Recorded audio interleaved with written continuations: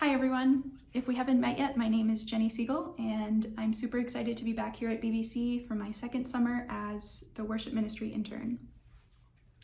Our verse of the day comes from Paul's letter to the Colossians, where he writes in chapter 1, verse 28, "It is he whom we proclaim, warning everyone and teaching everyone in all wisdom, so that we may present everyone mature in Christ."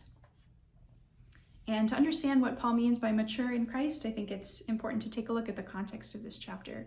So prior to this verse, Paul had been describing his suffering and his laboring for the church. And in verse 24 of this chapter, he says, "I am now rejoicing in my sufferings for your sake. And in my flesh, I am completing what is lacking in Christ's afflictions for the sake of his body, that is, the church."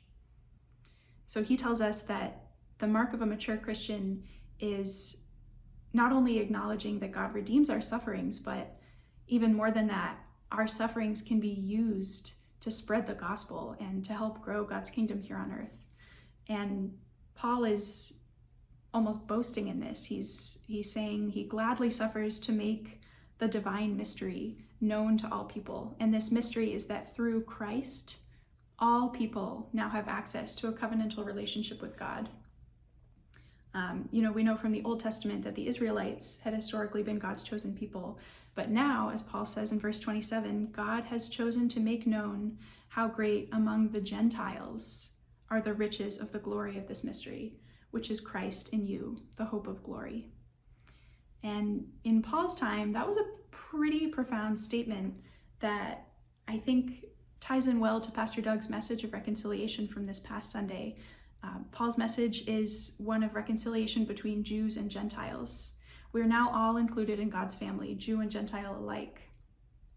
And Pastor Doug, I think, talked more specifically about the importance of reconciliation between individuals who have maybe had a falling out or have some sort of rift in their relationship for whatever reason.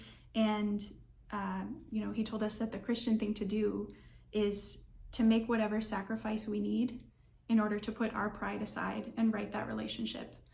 And I think this verse points us to the importance of reconciliation in a more general sense between people who are different from us, people who look different, come from different backgrounds, etc.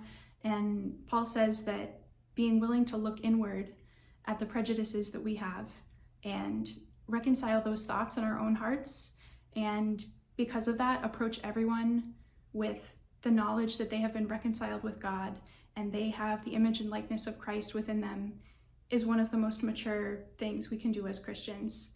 And not only that, it's the very essence of being a Christian. Paul's not just making a suggestion. He's saying the reconciliation of all people in Christ is the divine mystery. And if you remember from earlier, Paul is wholeheartedly willing to suffer to spread this message, and he invites us to do the same. Thank you.